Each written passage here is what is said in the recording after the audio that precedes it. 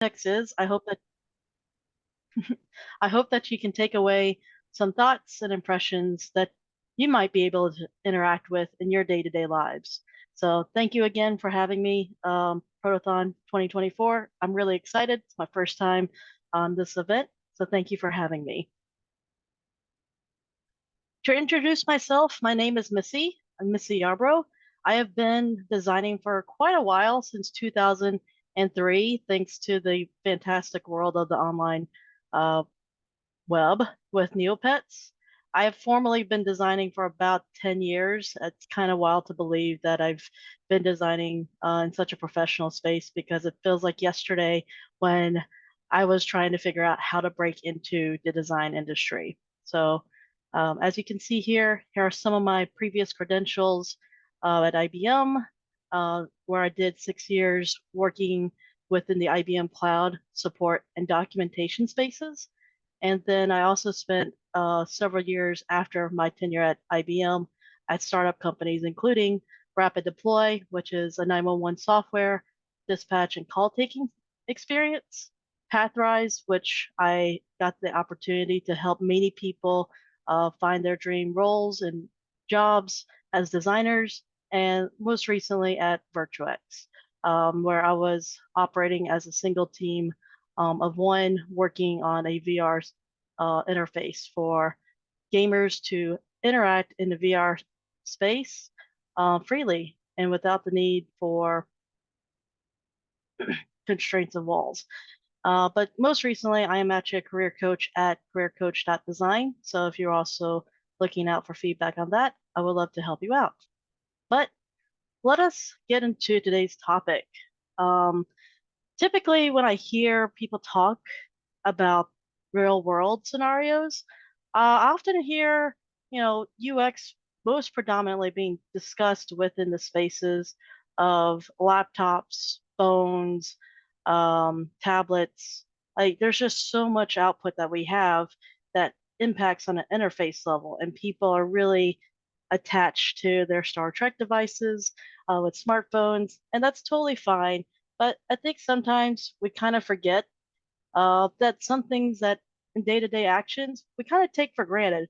So if you look to the right here, I have a little bit of illustrations um, just to symbolize a door.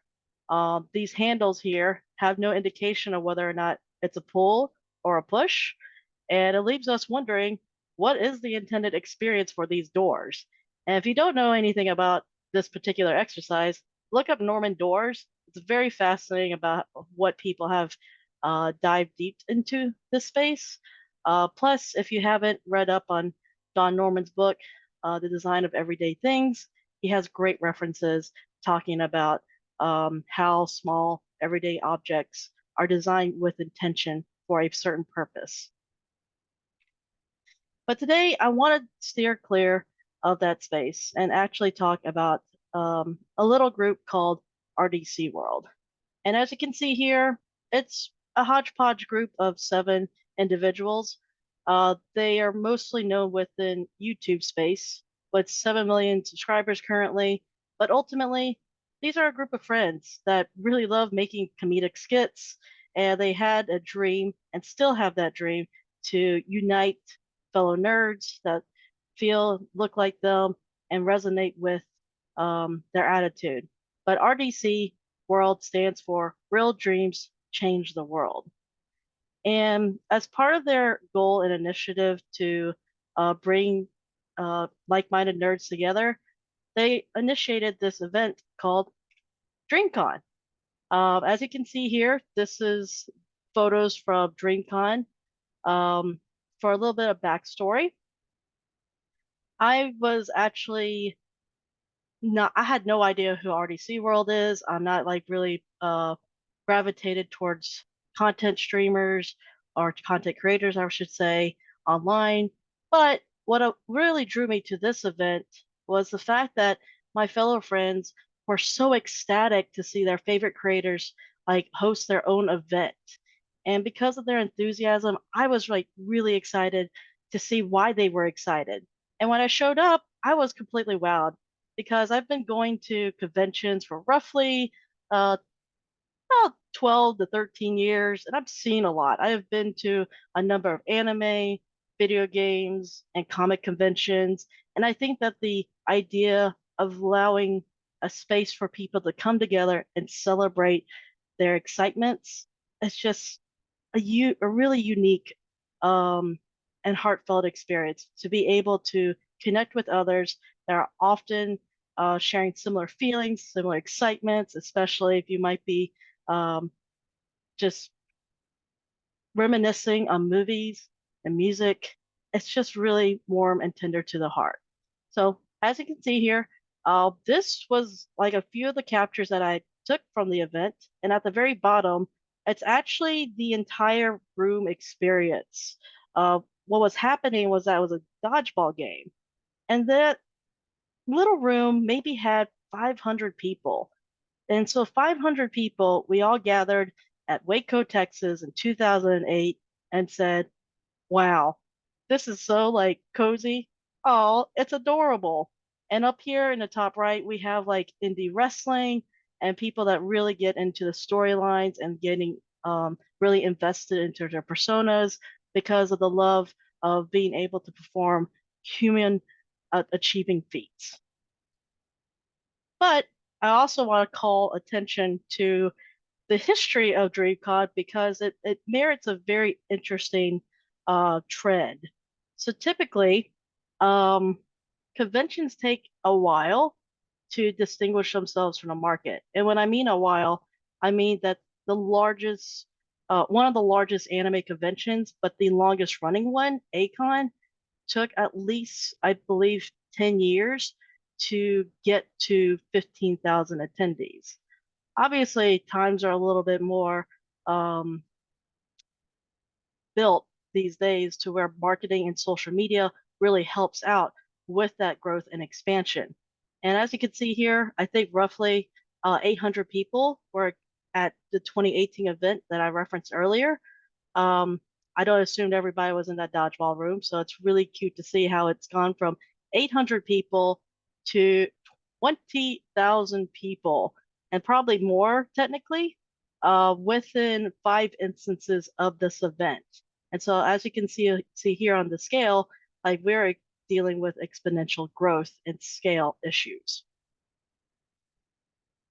And this is what it looked like in 2022. I just want to give a little bit of a high level overview of what it felt like in difference. As you can see here, we went from a really teeny tiny gymnasium, stadium, and performance to this amazing stage for RDC World to engage with their audience, to get their attention, and really invite them to that experience of feeling celebrated as a fellow nerd. So let me start off with the scenario of how I got involved into this entire space of an event. Originally, I joined the DreamCon 22 staff as a signage designer. Historically, I have also volunteered my time at other conventions, particularly the one that had direct relevance was FanimeCon off of the West Coast. Similar feel in that it's very community driven and that like Fanime is nonprofit and it's fan operated, managed, and executed, which is a phenomenal feat because in comparison, its attendance level and quality is equivalent to that of New York Comic Con, which is amazing.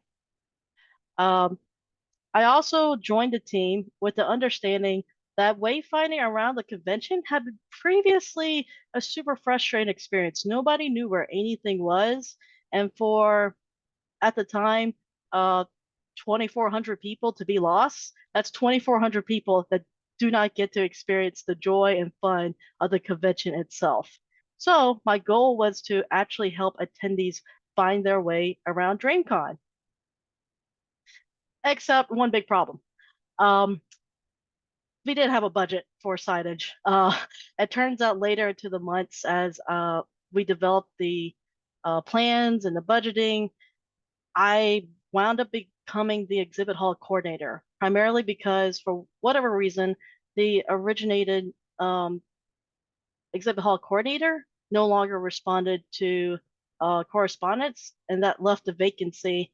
And because of my experiences, I was asked to step in, which I thought was an interesting choice because I was like, well, I went from being more of a visual designer to now exhibit hall coordinator. And as you can see with this Giphy, I don't know what that means. What am I in for?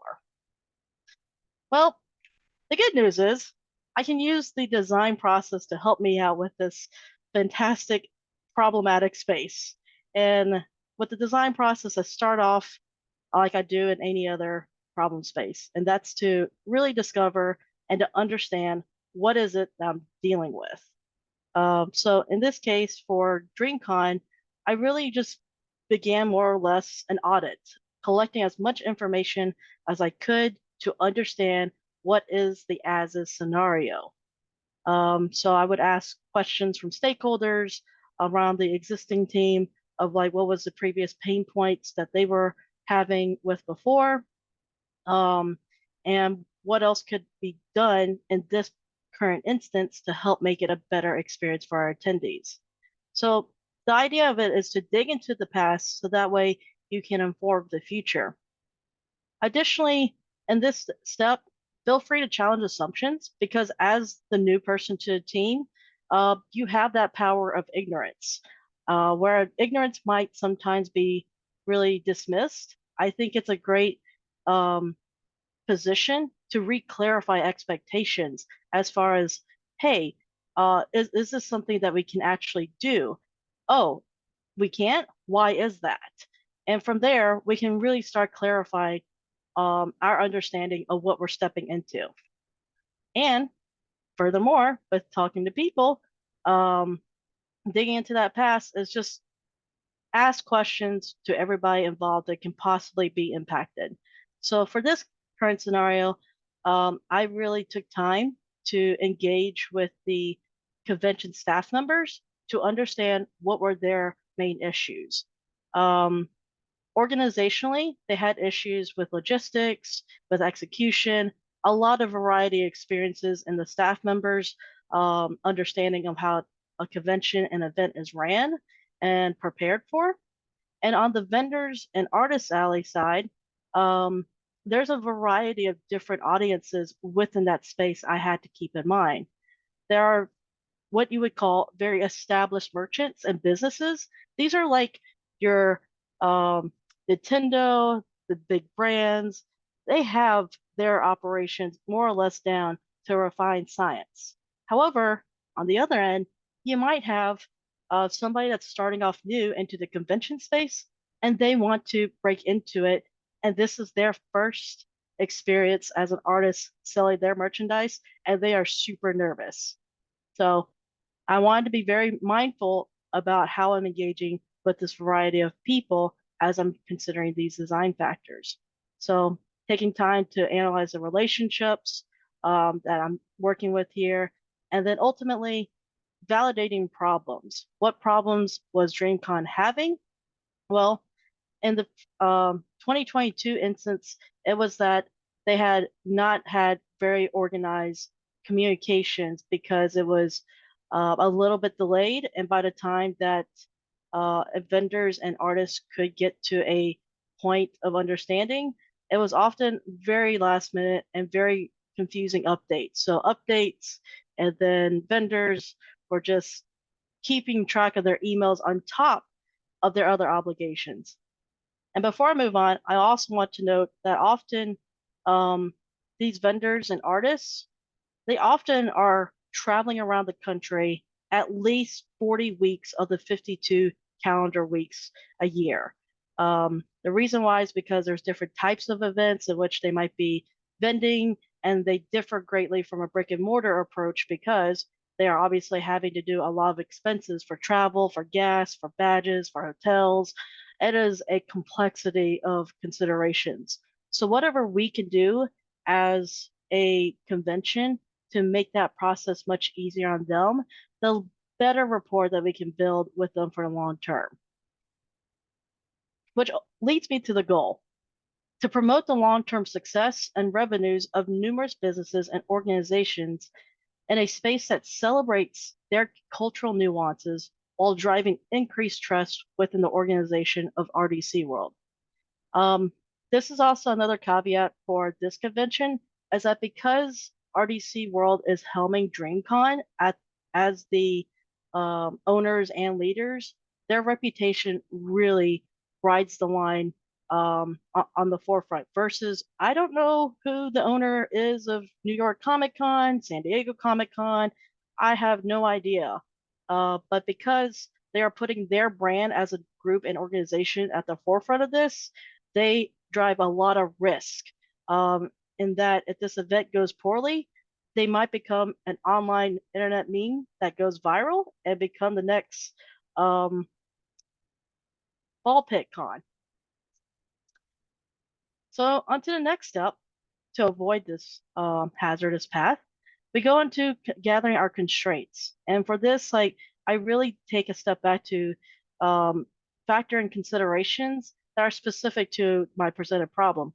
Just like I referenced earlier, RDC World, they are very public facing, they have privacy concerns, and they want to be very aware and cognizant about how they push forward on the DreamCon stance and branding. What are your restrictions? In this case, for DreamCon, I had restrictions for making sure that loading docks were not blocked. That was something I did not know and or nor understand from a floor plan, which I will share with you in a moment, because on a floor plan, it looks very, very boring. But that plan can give a lot of information to people involved. And lastly, for constraints is like considerations for what is containable within your current scope versus what's a future roadmap idea, mainly because budget, time, resources, just might not be able to fit it all. DreamCon 1 versus DreamCon 6 is a very different budget and a very different execution. So they're reinvesting the money from the earlier iterations to make scalable outcomes better and more improved and more profitable. Step 3 is to show options and with ideation. And in this case, I have a floor plan that I will show in a second that I socialize quite often with stakeholders. I was trying to vet ideas for how this could be organized and structured. And at the end of the day, this is for a more informed design outcome. Not only does socializing help you like affirm some of your understanding of what's happening, but it also checks the understanding of your other teammates on whether or not they also have shared expectations. Small things can also amass to bigger problems later if overlooked. I'll speak to a tale about that. And finally, additional perspectives just might lend additional thoughts to a problem. I mean, it's pretty simple because there's only so many places that I can consider all at once, but we get all of our brains in together. There might be a background or factor or experience that you might have that we might entirely miss. And then we get into step 4. Well, this is a little awkward because unlike an app, prototyping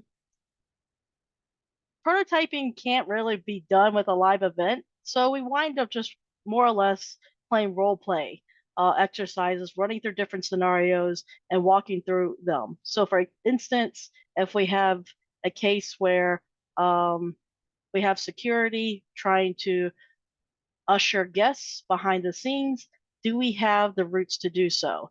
And if so, like where are the weak spots as far as like entrances that we didn't factor in for? Do those entrances have security placed accordingly, and so forth and so on? But I will say, once you get to the live event, you can iterate during multiple days of that event. So what I mean by that is like Friday is often like day 1 experience for a convention.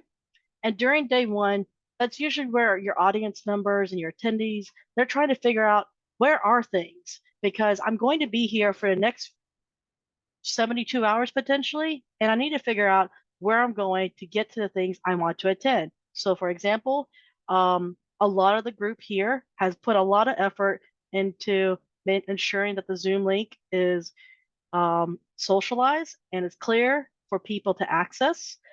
So kudos to everyone involved in the organization. Like, it takes a lot of work and a lot of team effort to execute clarity across the board. So I talked about that floor plan. This is that floor plan I was talking about. And when I said it looks really boring, I really meant it because as you can see here is a lot of numbers and a lot of squares, more or less. And the reason why this floor plan exists the way it does is because for the simplicity's sake of all the information we were factoring in. So for instance, these numbers off here to the right, they were considerations for sponsors because our main entry point was around these little ridges with the scallops. We wanted our entry points to have a very positive impression for attendees. And so they would have to go through the sponsors first and foremost to get all the way to the back, which back here you might see all these squiggly lines. These squiggly lines are our guest appearances. And the lines are representative of how we expected them to queue up for the line in case they might have an extended amount of people waiting for attention.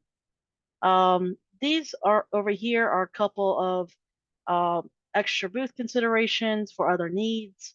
But at the end of the day, like the challenge here was that I had to, in my mind, imagine how the flow of traffic would go from the entry point to loadout. And this actually turned out to be the loadout door.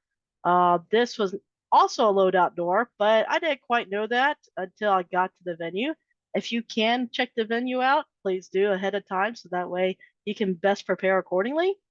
But thankfully, with this being the primary loadout docking door, and what that means for the audience is just a way for your vendors and artists to load in all their merchandise from the back of house. Similar to restaurants, they have to have a space to load in all those supplies and inventory. This would be one of those paths and accesses versus the public access is on the right-hand side. So for 2022, we had the interesting constraint of having single booths. Each of these booths, as you can see, are all equal size. There is no distinction between artists and vendors, which will make a big difference later. Secondly, location does matter. So what I'm not showing on this floor plan is about 400 applications of data that I had to ascertain and determine what kind of business are they? Are they selling apparel? Are they selling trinkets? Are they selling stickers? Are they more like confined to prints and artworks? And if so, what type of prints? And I use the tagging system to distribute and allocate them all throughout the convention space.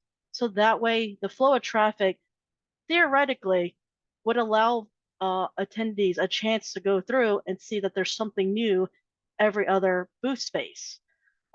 Versus what if you walked in and every single apparel person is right next to each other in this front line? Then you might get bored or you might mistaken vendors to be the same depending on how closely associated their branding looks from one another. But location probably matters most in this case because booths with large crowds can create huge congestions and safety hazards. And what wound up happening was that on Friday, we had a group of people here and they would walk through this row and then I did not realize, and this is just iteration for later, of how much congestion this corner would have. Primarily because we had big notable guests here, and then our company branded booths here. And so our guests and visitors would come through here and be stuck here, anchored here, and not walk throughout the entire convention to actually see what other wares people have.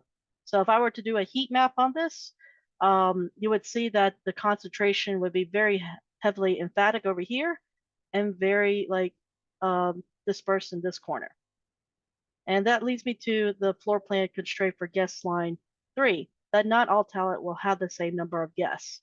So These didn't have as many guests, which was great. And yeah, I mean, I will say, like with testing, how did it go? I got life is pretty good vibes from it. The reason why is because, like, for the most part, vendors had a really good time, but it could be better. So, what went well and what could be better? What went well is that the booth distribution was thoughtfully intended by variety and product type. And overall, sales were pretty positive. Um, in that heat map reference I had earlier, if you were in that corner, you did pretty well for the most part, unless you had a huge line crowd, and then all of a sudden sales stagnated because everybody's waiting in line and not buying merchandise. Um, Loading experience was pretty straightforward, and during this time, I got the experience to establish great rapport. Earlier, I alluded to talking to everybody possible. Well, I also talked to the venue staff because they were a very critical part of ensuring that our vendors and artists could show up according to the map and with ease. And in doing so, I talked to the venue coordinators, and they were really surprised that this was my first time um, handling such an experience. So I'll take that as a win. But my design brain always says we can do better.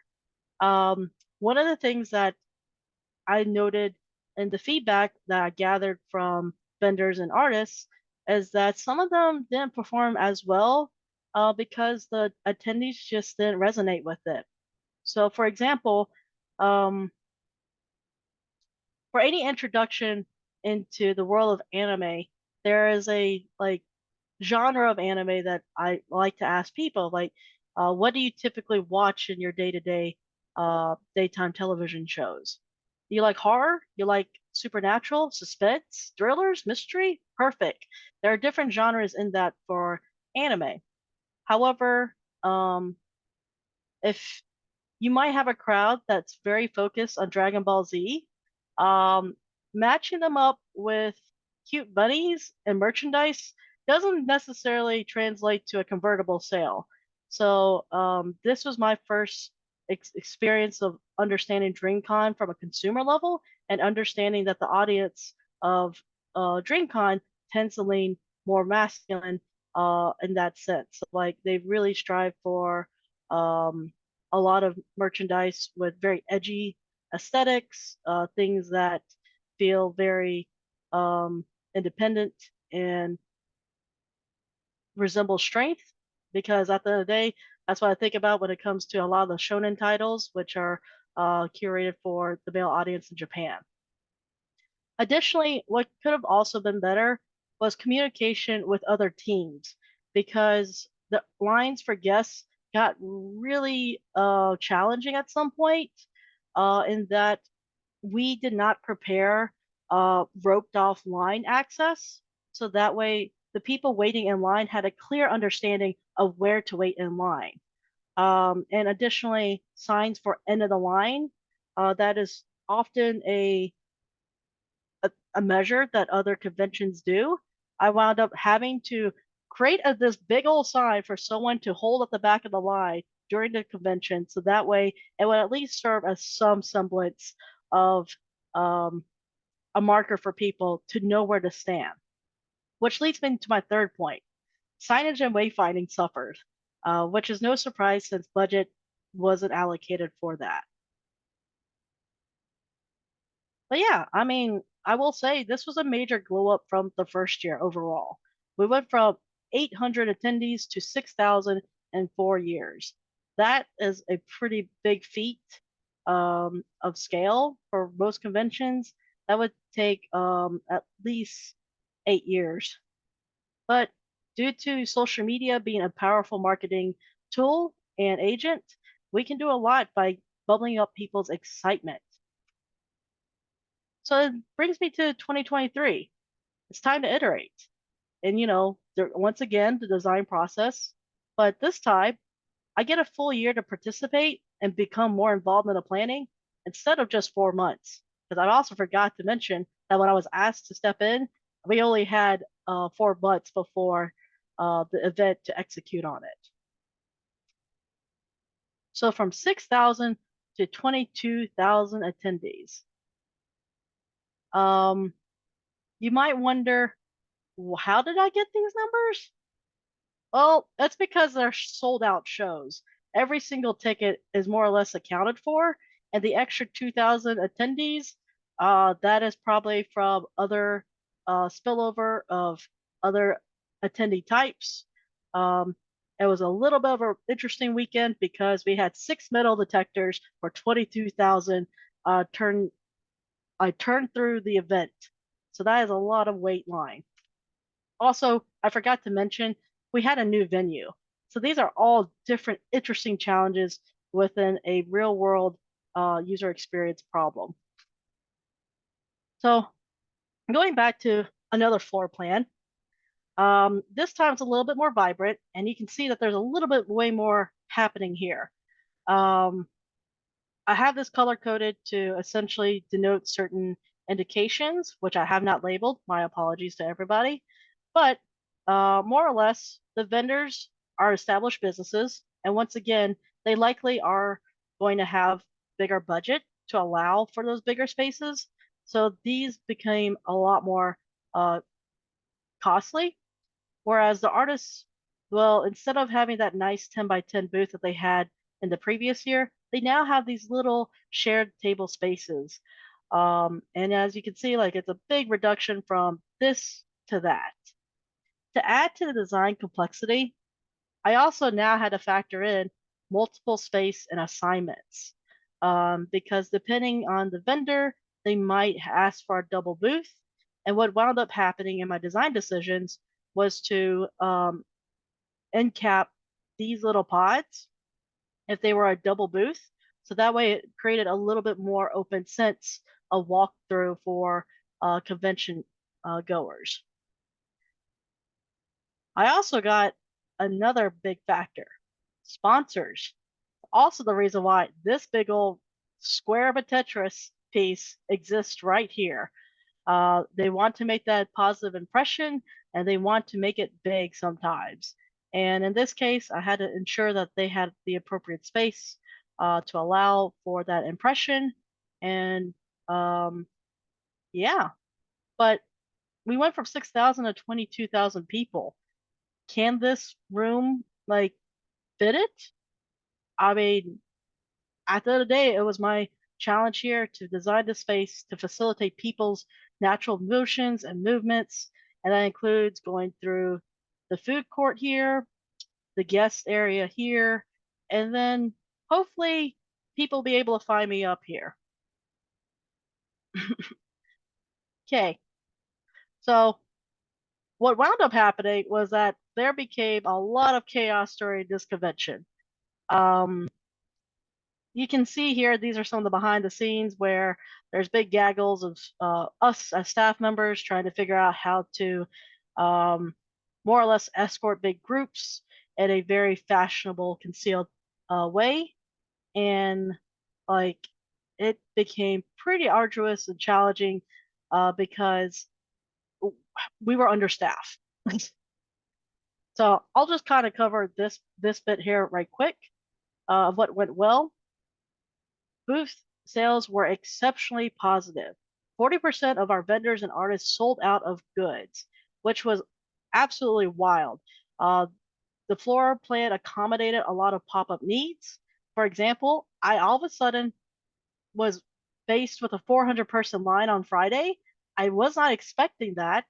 And once again, I did not have the appropriate accommodations for that 400-person line. And then there was a vacancy within our floor plan. I'm going to go back to it right quick.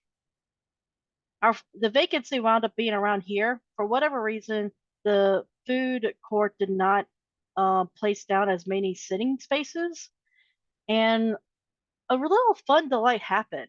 One of our guests brought a big long jump rope and just started doing double Dutch jump roping in the middle of the floor. And I was like, wow, that's a really interesting activity to bring to this convention. And but I mean, people were loving it. The high energy, the ability to celebrate the inner kidhood.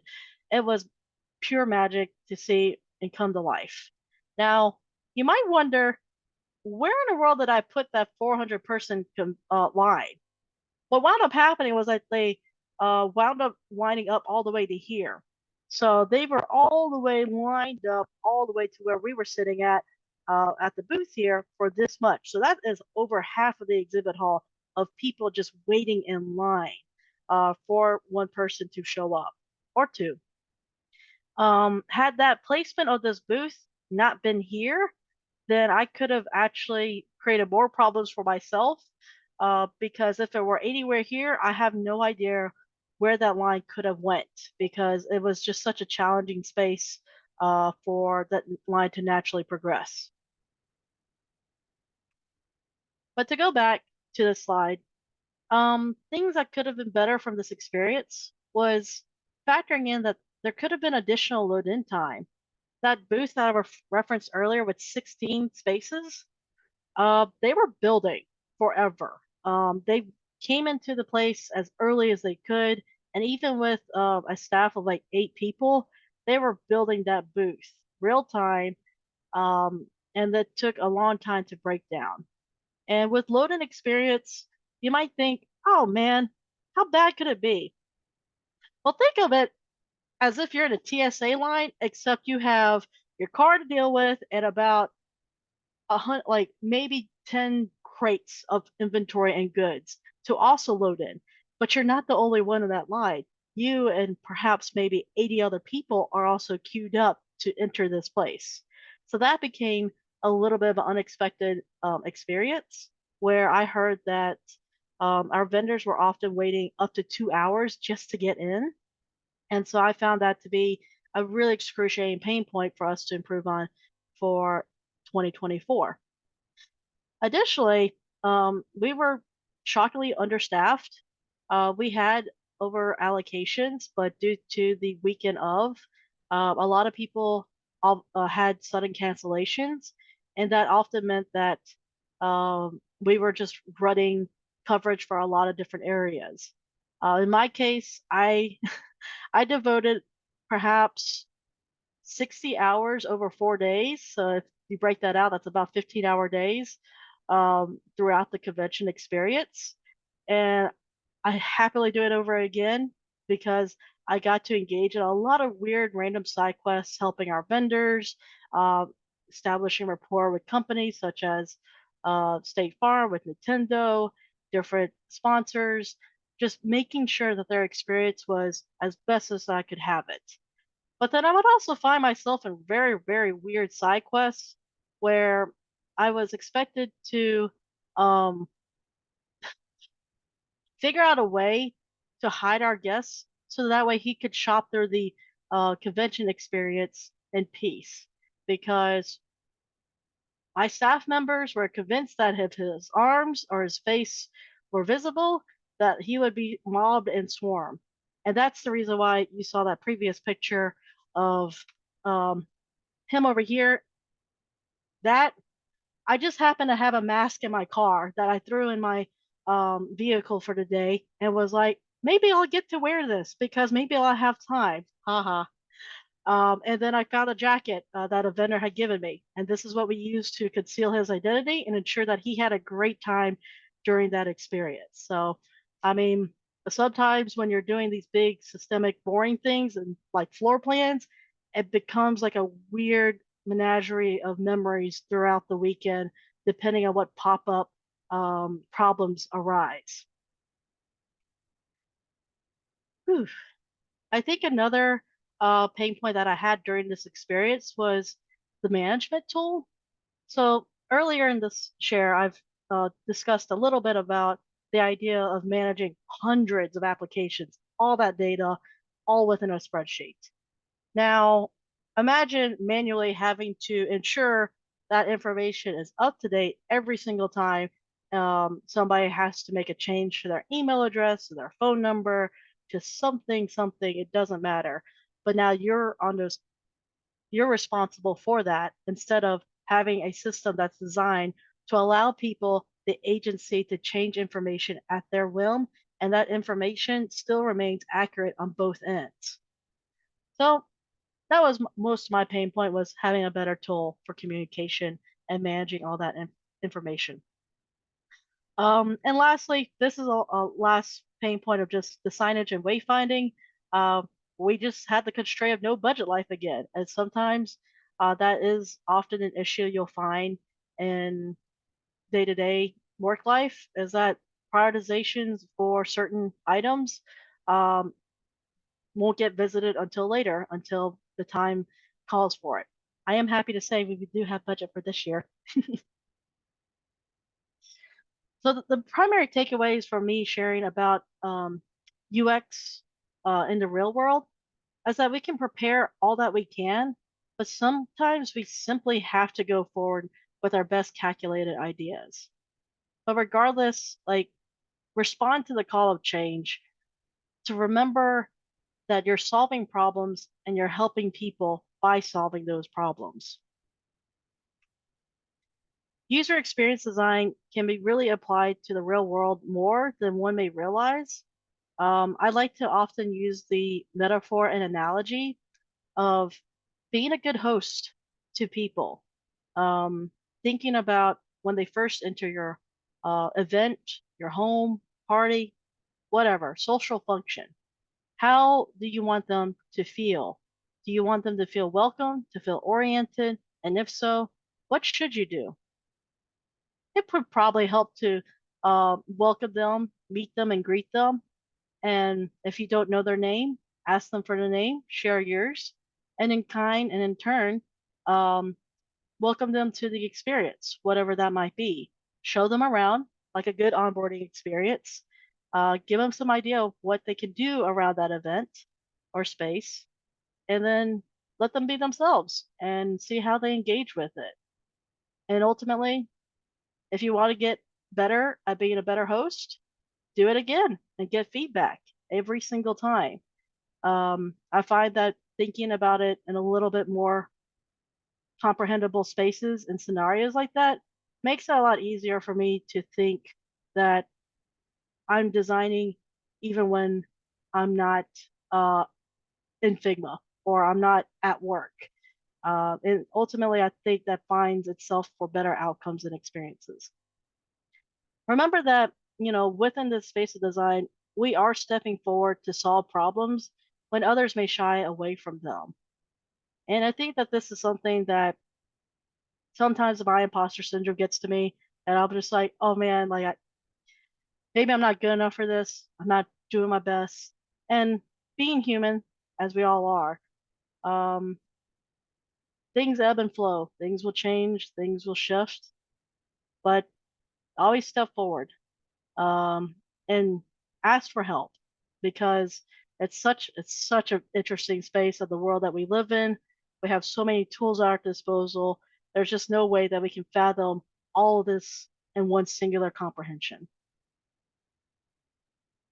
Ask those questions, listen to people's stories. You'll find that sometimes the way that you see the world is completely different from how another person engages with it. And it's really humbling sometimes and oftentimes to hear other people's perspectives and realize, wow, even though we're different, we do share a lot of overlap. Um, but and our expressions, they might vary, but they have a lot of great variety. And one of those expressions I love to dive into is food. Food, I think, is fascinating, and how so many different parts of the world have adopted the same ingredients and outputted different takes and different variations. So use those insights from wherever you're deriving them from, those thoughts, ideas, research, past experiences. Use them to better inform your future ideas and create improved iterations. And yeah, at this point, I am totally open to questions.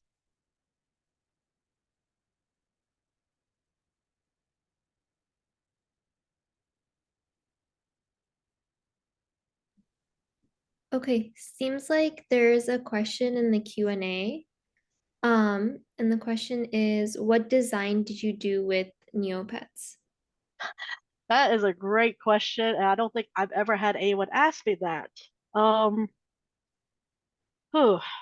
So back in 2003, when I was just first figuring out what am I going to do with the world of Neopets, I was trying to find help. Um, I wound up becoming a forum signature designer. Back in those days, we did not have social media platforms. This was the days before Facebook. Uh, people and fans were creating custom PHP communities where you would make posts and like make updates. And within those spaces and communities, people often had requests for designs. They just wanted something to personalize themselves. And being a newcomer to Photoshop, I was really eager to practice um, visual design fundamentals. Originally, I'm raised in Mississippi, which doesn't have a lot of technology or design knowledge or awareness as a like just day-to-day life. It's very slow. Um, Target was 2.5 hours away in a direction. Just for reference, it was a very slow time. And during that time, I took the time to really um, just find joy in helping people be happy with like the little custom forward signatures I would make for them because it would have their username and whatever catchy slogan and whatever character. And I also extended my design skills to custom Neopets profiles and also helped staff a Neopets help website. So yeah, like that's a great question. Ooh, Great. I think there's a question in the chat from someone who's an entry level designer, and is interested in UX. And they want to know if there's any tips on how to gain professional experience coming from no experience at all. great question. Um, I think here it's always starting off is really difficult, especially when you're in that vacuum of the void, I would say. So I would definitely take a step back and assess what levels of engagement do you have so like in your social network, whether that's in person, through your friends, through your family, through secondary connections. And the reason why I say think about them is because sometimes they're dealing with problems that you may not realize because for whatever reason, it's socialized that we don't talk about our problems. But as a designer, if you like ask them how they're doing, checking in with them, maybe they've started up an interesting venture that you're like, oh, um, you're getting into voice acting? Do you have a website?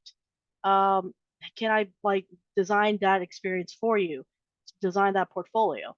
And so I think about create your own opportunities by thinking about the people that you're closely connected with. Because um, in the space of design, we are peopling a lot more than I think sometimes we take for granted. Uh, I definitely didn't think about how much peopling I was doing when I was connecting with strangers on online forums. Um, and it's kind of different and interesting nowadays that I used to be able to do that in custom uh, PHP forums, but in social media, I'm like, I don't think I could get that same result necessarily on Facebook, on Twitter, excuse me, X, LinkedIn, or elsewise. Um, but yeah, I would start investigating those spaces. For example, if I were to borrow off of food, if you go to a favorite restaurant often, check out their social media pages, see what they have. If they don't have very like good graphics or good design, offer to them like, hey, I would love to do a little bit of work for you in exchange for maybe testimony and or a little bit of pay. We have to remember they are small businesses. They would be willing to impart some monetary fees with you as long as you prove the potential value of that interaction exchange. Please learn from my 10 years of I did not take any paid monetary compensation for my first 10 years of design work. So please learn from me. Um, and lastly, I think for the tips on professional experiences for gaining that, if you are struggling with the socializing parts, um, then examine existing properties or products that you like that you enjoy and see how you can better optimize them. This is a tactic that some people will say is like an interesting like self-study case study, and more or less you're taking a little bit more of a heuristic evaluation to some degree or an audit of what's happening with the entire system, and you're giving a little bit of a product feedback analysis on what you hypothesize the audience to be and how you think it could be optimized for the better. For example, one of the folks I helped, she was telling me that the Disney app has a pretty okay experience for the fast pass, and that she thought that she could redesign it better. And so we walked through that experience together, and ultimately she came out with a very positive, strong case study and proposal for how she could streamline the existing interface into like 5 less clicks. Great. So we'll move to the next question in the Q&A section, and it is, what would you call this type of real world UX work? Is it the same as service design? And then how would you find roles and opportunities within this specific space? This is probably definitely more tied to service design. It's a really, I don't really actually know the true answer to this, because like this is just something I kind of tripped into, honestly. But in terms of like parallelism, I think that yes, this would probably fall most adjacent to system design. As for opportunities for spaces like this, the interesting part about this particular thing is that I don't think they realized that they needed a designer until I showed up. And that might be the case for a lot of people that you're engaging with, is they may not know how much design can have an impact until you start uh, more or less like, hey, I see that there's opportunities for improvement here. Is there a way that I can help make this better? And if so, how can you can you allow me that opportunity? Um, in this case, they had a staff call. I responded to the staff call, and I applied for it, just kind of like a job, except it's volunteer at the time. It's now become a paid opportunity because they've expanded so much of their footprint. But in other spaces, I would say dig into your organizations, the things that you're passionate about. And by the way, this is like most designers that I know are usually doing like another parallel creative outlet and venture, things that they are really excited about. They really dive into the garden growth of those spaces, and those turn into very blossoming opportunities for them. Great. Okay, so next question is, since starting in 2003, how much different was then and now in terms of UI UX?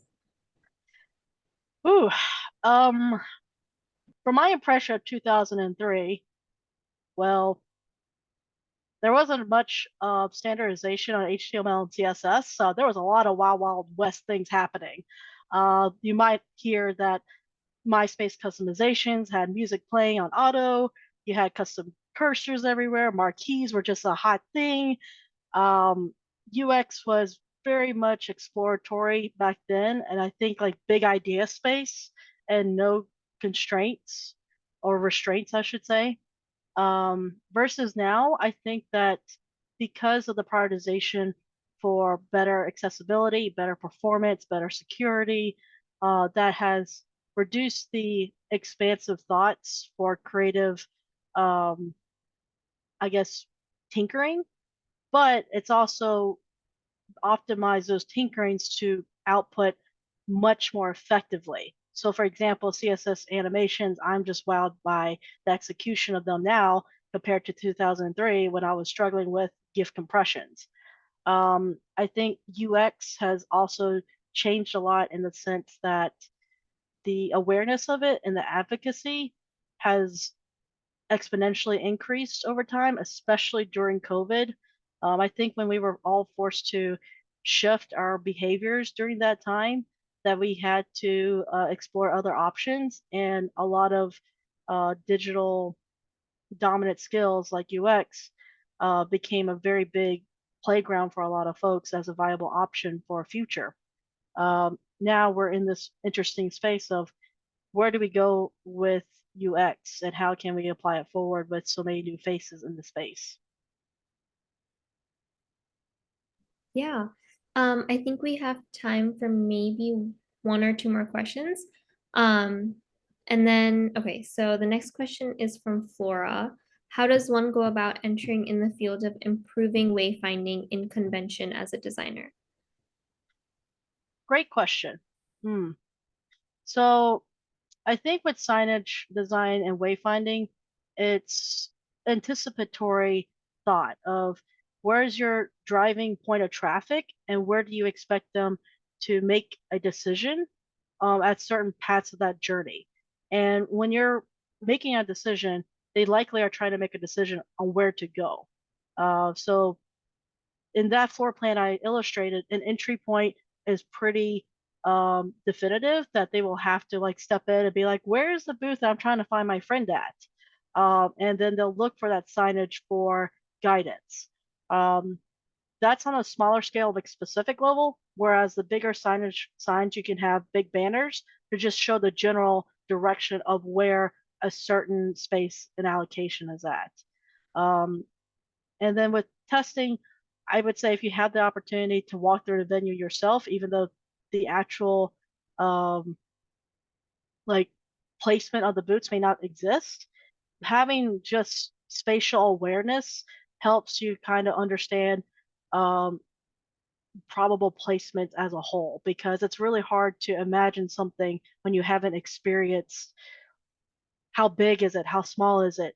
Maybe the lights here are a little goofy and they're not illuminating that space like you thought, and therefore you need to bring in more illumination to that area if you're to bring in signage. So those are just four examples. Great. So in the last 2 minutes, we're just gonna talk really quickly about what to expect for the Protothon. And before that, I want to say thank you so much, Missy, for presenting as an aspiring UX designer. I know that this talk was extremely helpful for me, and I know it might have been for everyone else on this call. So thank you so much. Before everyone leaves, I just wanted to remind you guys that the Protothon is happening on Saturday and Sunday. Tomorrow, Saturday, and Sunday, we have more talks so you can interact with other industry professionals as well. Just a quick reminder that if you are signed up for the Protothon, please make sure that all of your team members are registered, like confirm registration, in the Protothon, and that they aren't on the waiting list, because if any of your members are on the waiting list, you won't be able to participate, or they won't be able to participate in the hackathon with you. Also, I'm putting in our Instagram, Discord, and website so you can find more information there. And if you have any questions, you can reach out to us on those platforms. Awesome. Great. Thank you so much to everyone for joining. And this, the recording of this will also be posted on YouTube.